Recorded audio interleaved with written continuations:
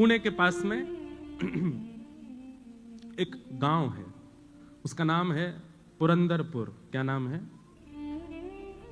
वहां पर एक व्यक्ति रहते थे, उनका नाम था पुरंदर।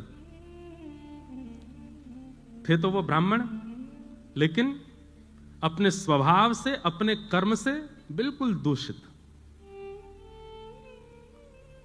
किसी भी प्रकार से ब्राह्मणत्व उनके अंदर दिखाई नहीं देता था। लेकिन उनकी पत्नी थी सरस्वती बाई। सब लोग इधर देखना, ऊपर वाले भी, बीच वाले भी, नीचे वाले भी। भुवस्व ये भू है तो बीच वाले भुव, ऊपर वाले स्वर्ग। हम पता नहीं कहां वैकुंठ ये वैकुंठ है। हाँ, वैकुंठ ही तो है। व्यासपीठ वैकुंठ है, क्योंकि तीनों को देख रही है। भू को भी देख रही है, भुवः को भी देख रही है, स्वर्ग को भी देख रही है। बहुत ध्यान से सुनिएगा, बड़ी प्यारी कथा है, मुझे बहुत प्रिय लगती है। और अब तो ये विराजमान है मंच पर, तो इन्हीं का ही प्रसंग चलने वाला है। श्री ज्ञानेश्वर महाराज, ज्ञानेश्वर माउली, जिनको महाराष्ट्र में सब लोग मां कहते हैं, यही मां है। और संत श्री तुकाराम जी महाराज, इन दोनों, पूरी दुनिया इनका कीर्तन करती है, ठाकुर जी का, जय जय राम कृष्ण हरि। पर ठाकुर जी इन दोनों का कीर्तन करते हैं, ज्ञानेश्वर माउली। ज्ञानोबा तुकाराम, ज्ञानोबा तुकाराम, ज्ञानोबा तुकाराम, इनका कीर्तन ठाकुर जी करते हैं। हमारे इष्ट भगवान हैं और भगवान के इष्ट भक्त हैं। ठाकुर जी के इष्ट हैं ये। ठाकुर जी भक्तों को अपना इष्ट मानते हैं। अनुब्रजाम में हम नित्यम पूये ये तन्य रेणु भी। कितना सुंदर भाव कहते हैं ठाकुर जी कि मैं अपने भक्तों के पीछे कैसे चलता हूं, जैसे गैया के पीछे बछड़ा चलता है, उसकी रज में सना हुआ, उसकी रज में लिपा हुआ, ऐसे ही मैं अपने भक्तों के पीछे पीछे चलता हूं। ज्ञानोबा तुकाराम, भक्ति काल के सबसे पहले भक्त भारत के श्री ज्ञानेश्वर माउली, और भक्ति शतक के एक प्रकार से विश्राम श्रेणी में भक्त जो हुए, उनमें श्री तुकाराम जी। तो संपूर्ण भक्त इनके बीच में आ जाते हैं, इसलिए ठाकुर जी इन दोनों का कीर्तन करते हैं, ज्ञानोबा तुकाराम। तो इन्हीं बीच में एक भक्त हुए, उनका नाम था पुरंदर। पर वो भक्त नहीं थे, महासंसारी व्यक्ति। बहुत ध्यान से सुनना है। पुणे के पास में व्यापार करते थे, दुकान थी उनकी। उनकी पत्नी का नाम था सरस्वती बाई। क्या नाम था? कंजूस एक नंबर के थे। मैं कभी कभी कथा में एक बात कहता हूं कि व्यक्ति यदि संसारी है और घोर संसारी है, तो भी कभी कभी ठाकुर जी की कृपा उस पर हो जाती है। ये बिचले जो होते हैं ना, भक्त भी हैं संसारी भी हैं, उन पर ठाकुर जी कई बार दृष्टि कम करते हैं। या तो पूर्ण रूपेण भक्त हो या पूर्ण रूपेण संसारी हो। संसार प्रिय लगता है तो पूरे पूरे संसार के हो जाओ, ठाकुर जी प्रिय लगते हैं तो पूरे पूरे ठाकुर जी के हो जाओ। तो पुरंदर जी जो थे, ये पूरे पूरे संसारी थे, लेकिन इनकी पत्नी परम भक्त सरस्वती बाई। भगवान ने मन में विचार किया, ना दान करता है, ना पुण्य करता है, ना किसी भी प्रकार की कोई सेवा करता है, बस पूरे दिन व्यापार करता है, धन कमाने में इसकी रुचि है, इस पर मुझको कृपा करनी है। ना जाने कौन से गुण पर दयानिधि रीझ जाते हैं, कौन से भाव पर रीझ जाए, क्या पता ठाकुर जी का। अच्छा, एक बात और मैं स्पष्ट कर दूं, महासंसारी तो है, महासंसारी है, लेकिन वैष्णव अपराध से बचा हुआ है, तो ठाकुर जी की कृपा होगी। लेकिन महासंसारी है और वैष्णव अपराध भी करता है, तो ठाकुर जी की कृपा नहीं होगी। ठीक है, संसार के विषय भोग विलास आदि सब में संलिप्त है, लेकिन अभी तक वैष्णव अपराध नहीं बना है उससे, तो हो सकता है कि ठाकुर जी की उस पर कृपा हो जाए। बंधुओं, भक्तों को किसी से नहीं डरना चाहिए सिवाय एक के, वैष्णव अपराध। कभी किसी भक्त का अपराध ना हो जाए, किसी वैष्णव का अपराध ना हो जाए, किसी भगवत स्वरूप वाले का आपसे अपराध ना बन जाए, बस इससे डरिएगा, और कुछ नहीं। हम तो हमेशा कथा में कहे, ठाकुर जी की भोग में कोई कटौती हो जाए चलेगा, ठाकुर जी के श्रृंगार में दिक्कत हो जाए चलेगा, ठाकुर जी की सेवा में दिक्कत हो चलेगा, पर ठाकुर जी का नाम गाने वाले किसी की सेवा में कभी कोई अपराध मत करिएगा। वो अपराध, उससे ठाकुर जी क्षमा नहीं करते। तो पुरंदर दास जी जो थे, इनसे वैष्णव अपराध नहीं हुआ था अभी तक, लेकिन ये महासंसारी थे। एक बार ठाकुर जी के मन में आया कि मुझे इन पर कृपा करनी है। और किस लिए कृपा करनी है? क्योंकि पत्नी परम भक्ता है। तो ठाकुर जी एक दीनहीन से ब्राह्मण बनके, यही पंडरीनाथ भगवान दीनहीन से ब्राह्मण बनके पहुंच गए। और पहुंच करके पुरंदर दास जी की दुकान पर जाके खड़े हो गए। पुरंदर दास जी बोले, तो क्या चाहिए? सेठ जी, कुछ नहीं चाहिए, मैं तो एक गरीब ब्राह्मण हूं, मेरी बेटी विवाह के योग्य हो गई है, उसका विवाह करना है, पर जो वर पक्ष के लोग हैं उन्होंने कुछ मांगे रखी हैं, वैसा विवाह नहीं होगा तो विवाह टूट जाएगा। आप कृपा करके मेरी थोड़ी सहायता कर दो, मैं धीरे धीरे आपका कर्जा चुका दूंगा। पुरंदर दास जी बोले, तुमको पूरी नगरी में मैं ही मिलाऊं मांगने के लिए? कहीं और चले जाओ, किसी और से मांग लो। नहीं नहीं नहीं, आपके रूप से ऐसा लगता है आप बड़े दयावान हो, आप जल्दी कृपा कर दोगे, आप ही दे दो, कुछ दे दो मुझे। पुरंदर दास जी अपनी कुर्ता देखो मेरा कुर्ता यहां से फट रहा है, मेरी धोती फट रही है, मेरी बैठने वाली जो गलीचा है वो भी फटा हुआ है, मेरे खुद की हालत ऐसी खराब है, मैं तुम्हारी सेवा कैसे करूं? नहीं नहीं महाराज, आप चाहेंगे तो सब हो जाएगा, मेरी थोड़ी कृपा कर दो, मुझे थोड़ा सा धन दे दो। पुरंदर दास जी बार बार अपने सेवकों को कहें, इसको भगाओ यहां से, इसको भेजो यहां से, ये मांग रहा है, मैं मुझ में देना नहीं चाहता इसको। सब लोग इधर देखिएगा, ध्यान से सुनिएगा। लेकिन ठाकुर जी हट कर लें तो कौन समझा सके? यहां दुनिया के लोग जिद पे अड़ जाते हैं तो नाक में दम हो जाता है। ठाकुर जी अगर जिद कर लें, दुनिया बनाने वाले, तो उनको कौन समझाए? ठाकुर जी तो वहीं बैठ गए दुकान के बाहर ही। बोले, जाऊंगा तो आपसे लेके ही जाऊंगा और कहीं नहीं जाऊंगा, और नहीं तो मेरी बेटी का ब्याह टूटेगा, उसका जो अपराध होगा वो आपको लगेगा। पुरंदर बोले, ये कोई बात है? जान ना पहचान, एक तो मुझसे पैसा मांग रहे हो, ऊपर से मेरे को दोष भी दे रहे हो। बोले, दे दीजिए ना, आप सब कर सकते हैं। तो पुरंदर दास जी बोले, चलो एक काम करते हैं। बोले, क्या?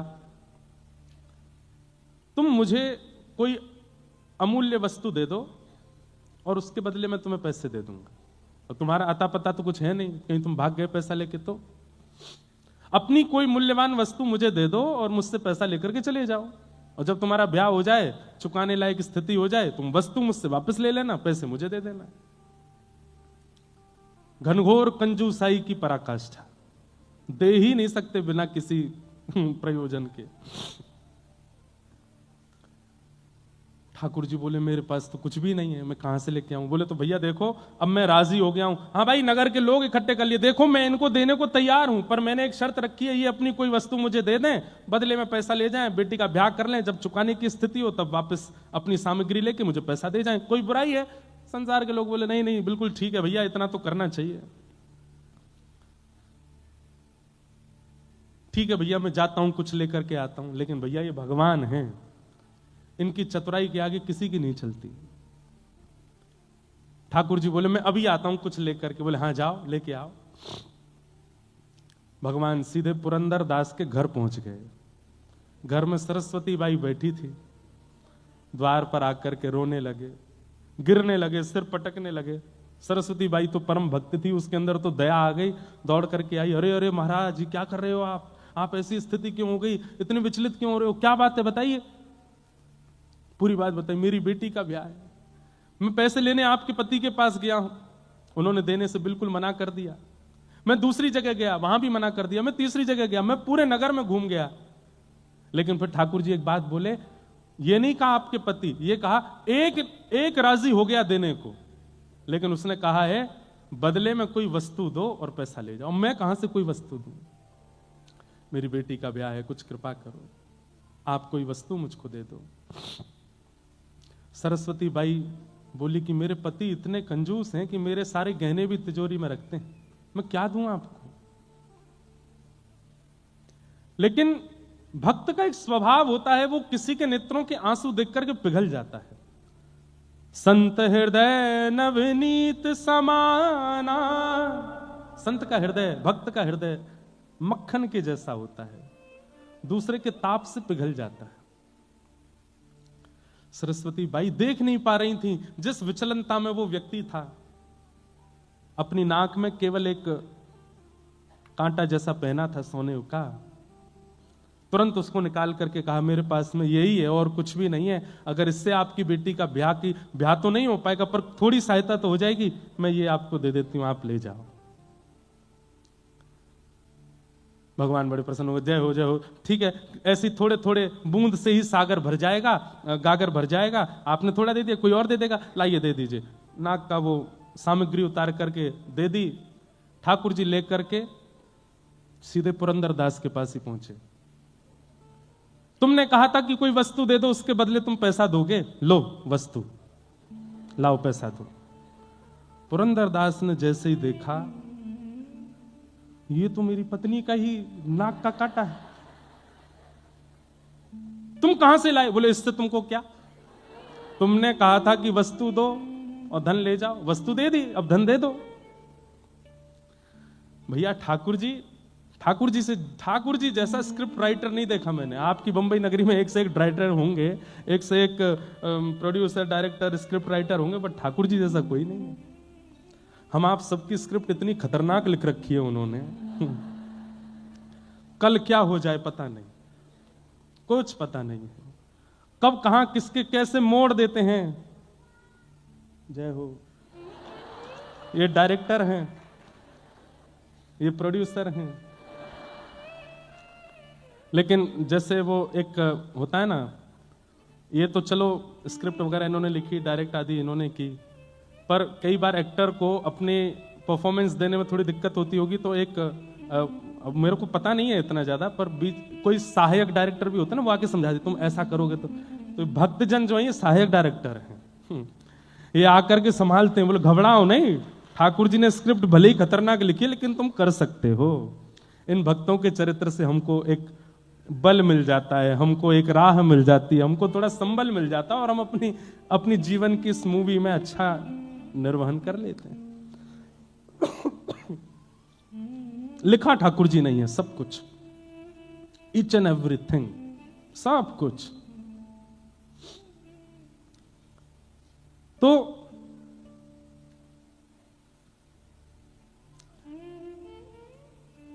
ठाकुर जी पहुंच गए, वो नाक की बाली दे दी, नाक का कांटा दे दिया, बोले लो वस्तु लो, पैसा दो। तो पुरंदर को यह बात पता है कि मेरी पत्नी स्वभाव से बड़ी दयावान है, और उसी ने दया करके बिना मुझसे पूछे, बिना मेरी आज्ञा के अपनी नाक की एक कांटा निकाल करके दे दिया। इसको तो मैं पैसा दे देता हूं, लेकिन आज अपनी पत्नी को नहीं छोड़ूंगा। भगवान को जितना जरूरत थी उतना पुरंदर दास ने दे दिया, और उस नाक के कांटे को अपनी तिजोरी में रख के ताला लगा करके, और दुकान में जो काम करते थे सबसे कहा, आप सबकी छुट्टी है, जाओ। सेठ जी अभी तो समय हुआ नहीं, आज जाओ। और ताम्रवर्ण हो रहा था मुक्का, आज अपनी पत्नी को नहीं छोड़ूंगा।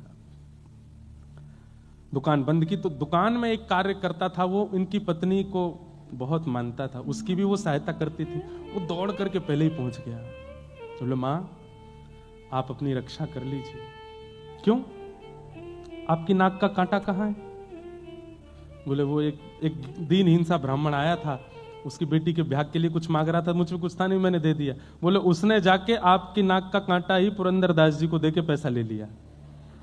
अब वो आपके ऊपर आ रहे हैं, बड़े रोष में हैं और कुछ करने की स्थिति में हैं। मां आप अपनी रक्षा करना। सरस्वती बाई घबरा गई।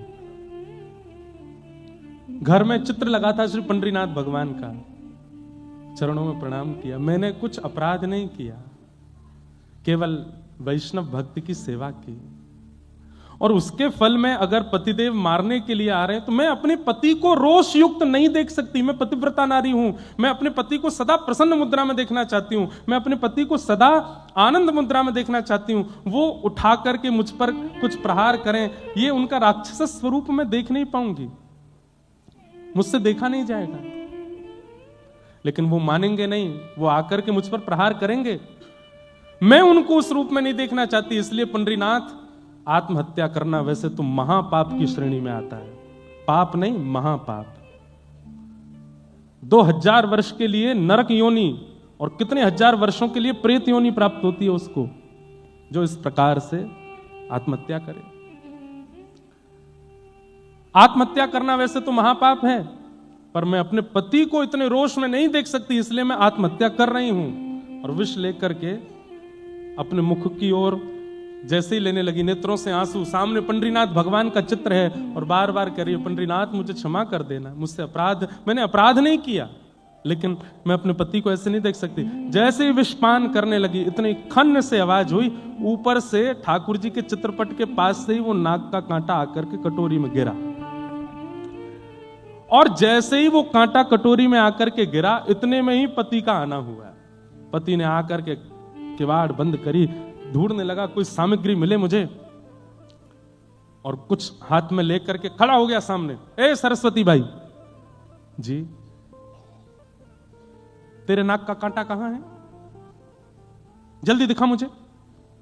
उसने तुरंत कटोरी में जो विष था उसमें हाथ डाल करके निकाला और दिखा दिया, बोले ये है।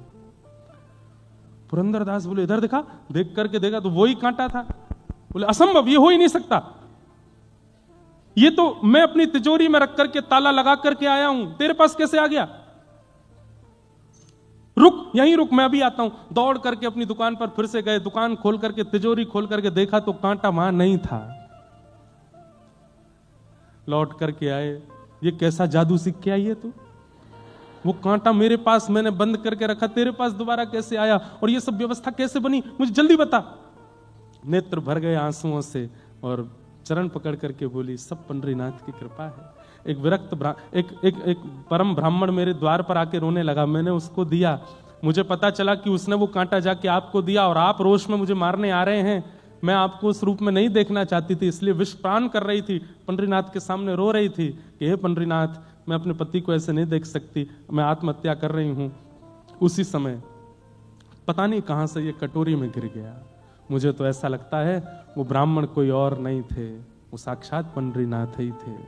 मुझे और आपको अपने चरणों में लगाने के लिए, स्वीकार करने के लिए, अंगीकार करने के लिए ये पूरी लीला की थी। पुरंदरदास के नेत्र बंद हो गए और वो छवि दिखने लगी, कैसे मेरी दुकान पर आकर के बार बार कह रहे थे कि धन दे दो, मेरी बेटी का ब्याह है, उसके लिए थोड़ी सेवा कर दो।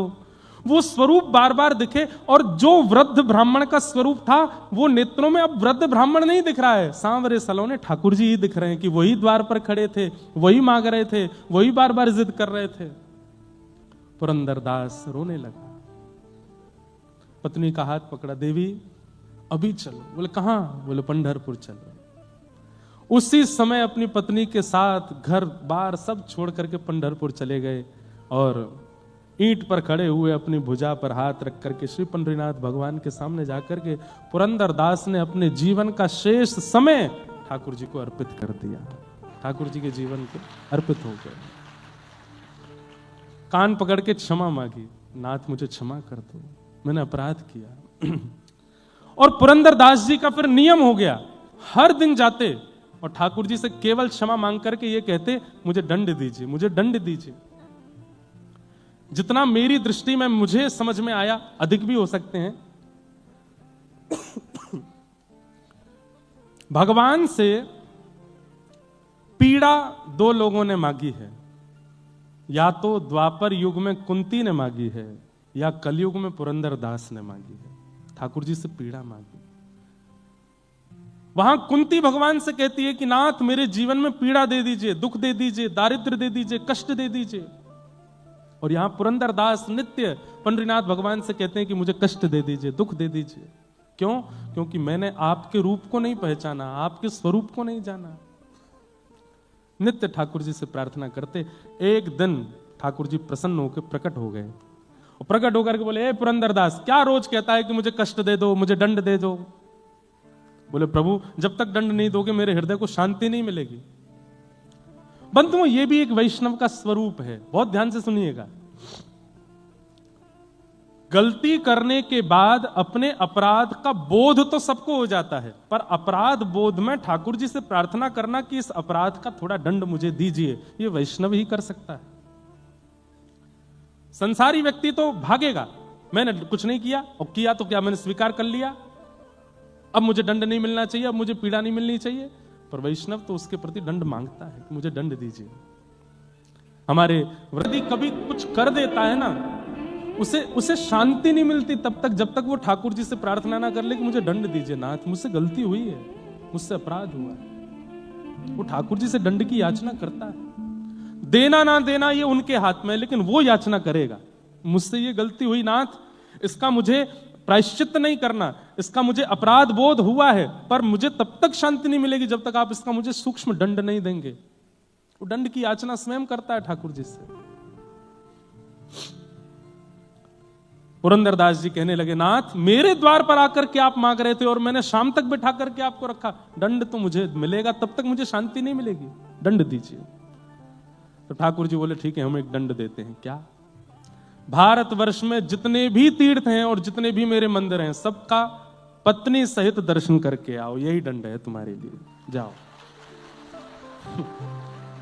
पुरंदरदास बोला, ये दंड है, ये दंड है, ये तो मेरे लिए आशीर्वाद है, ये तो मेरे लिए और सुख की स्थिति है, दंड दीजिए। तो ठाकुर रुक्मणी जी बोली, तो फिर एक काम करो। बोले क्या?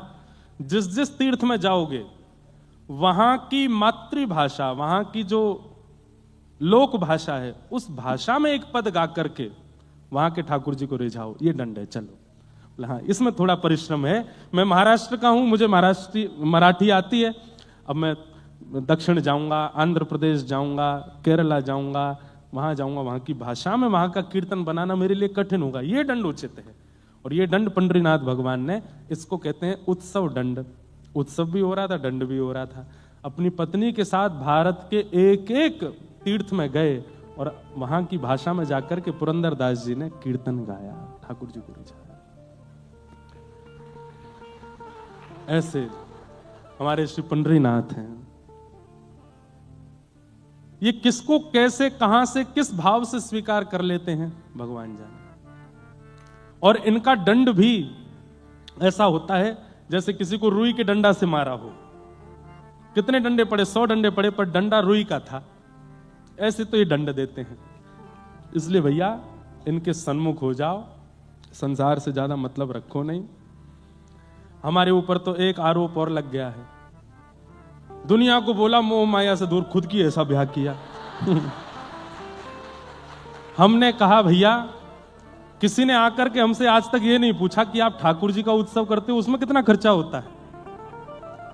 आप इतनी बड़ी बड़ी कथाएं करते हैं, अपनी जेब से कितना कुछ कर देते हैं, कभी कोई नहीं आया पूछने के लिए। हमारे लाल जी का उत्सव होने वाला, बरसाना आके देखना, कोई नहीं पूछेगा। वहां तो हमारी जेब फटफटा जाती है, तब कोई नहीं पूछेगा।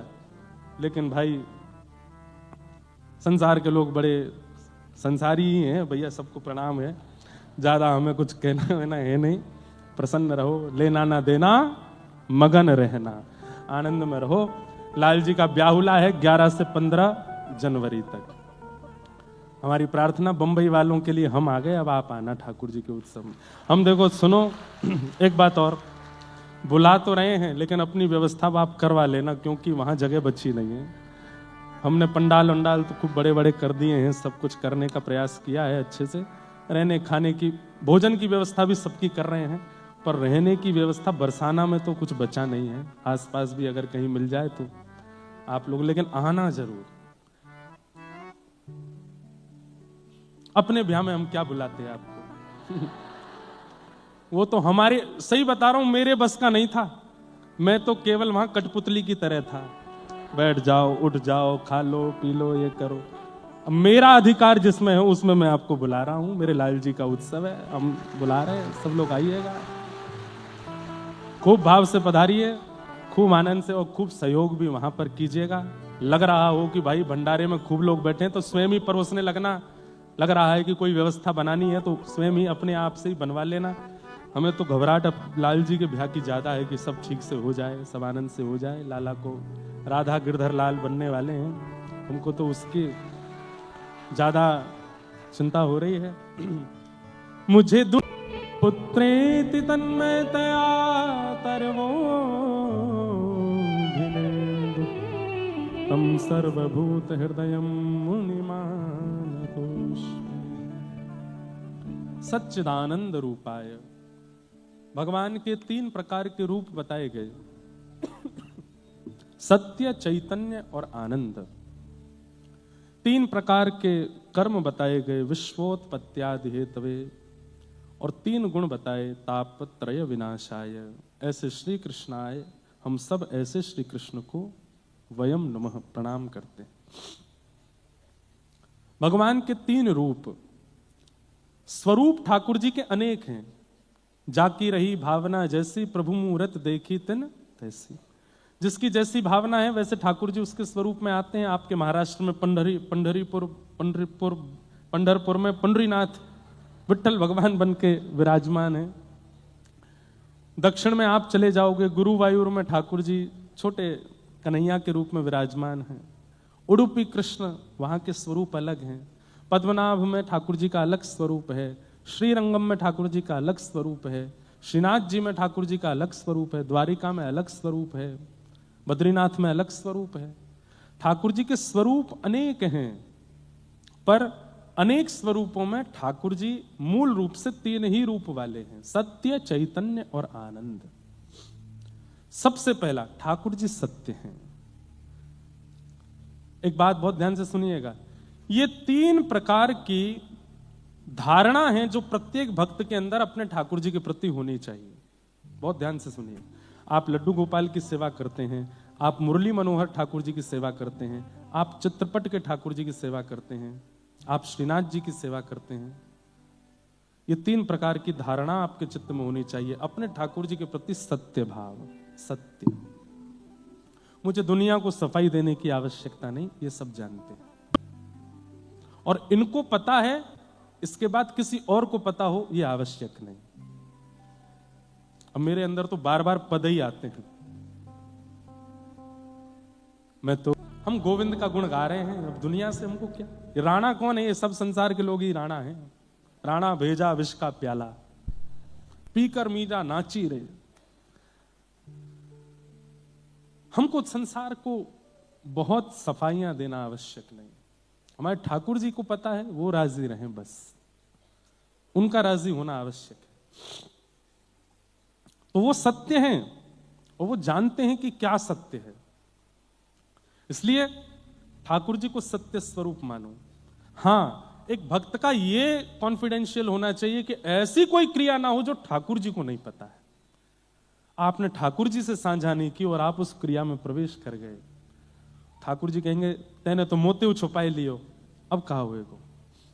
अपनी प्रत्येक क्रिया, अपनी प्रत्येक व्यवहार, अपनी प्रत्येक स्थिति आपके ठाकुर जी को पता हो। बाकी संसार को तो बता भी दोगे, वो तो उसमें भी 4 बात निकालेंगे। मैं तो गोविंद रा गुण गासूं। एक बात बंधुओं कहूं,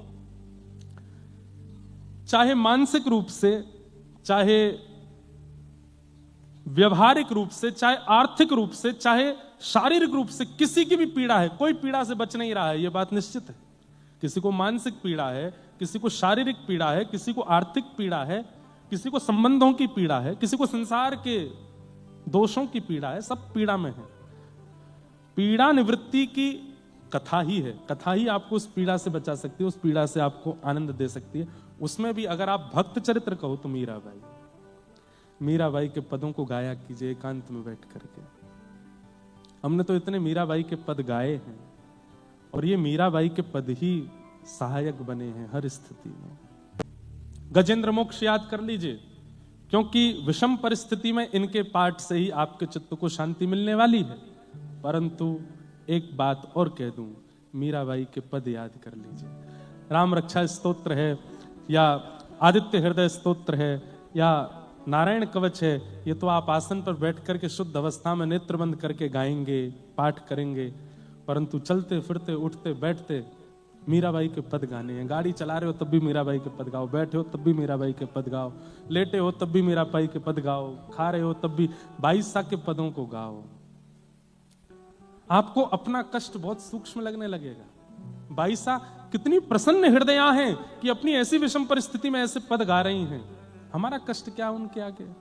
कुछ भी नहीं। इसलिए 22 के पद गाया करो। नित्य अपने ठाकुर जी को अगर प्रसन्न करना है तो 22 के पद सुनाया करो उसी भाव से। तो भगवान सत्य हैं, उनको कॉन्फिडेंशियल अपने पास रखो। इनको सब पता है, मुझे सबकी आवश्यकता नहीं।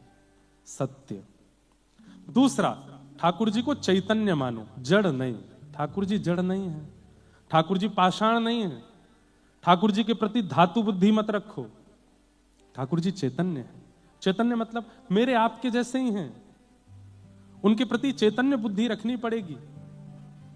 उन्हें सब पता है, वो सब जानते हैं, उन्हें सब अनुभव होता है। ये विश्वास आपको अपने चित्त में रखना पड़ेगा। आपकी बंबई की बलिहारी, यहां तो सर्दी है ही नहीं, हमारे यहां पूछो,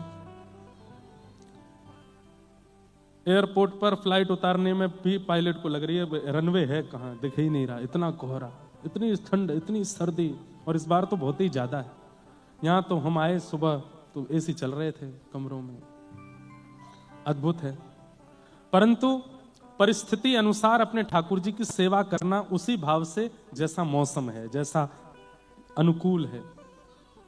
सर्दियों में ठाकुर जी को ऊनी वस्त्र पहनाने हैं, ठाकुर जी के आगे सिगड़ी सिद्ध करनी है, ठाकुर जी को हेना का इत्र लगाना है, ठाकुर जी के कान ढके होने चाहिए, ज्यादा चुभने वाले और बहुत पतले वस्त्र ठाकुर जी को धारण नहीं कराने हैं। इन सब का विचार तभी आप कर सकोगे जब ठाकुर जी के प्रति चैतन्य बुद्धि रखोगे।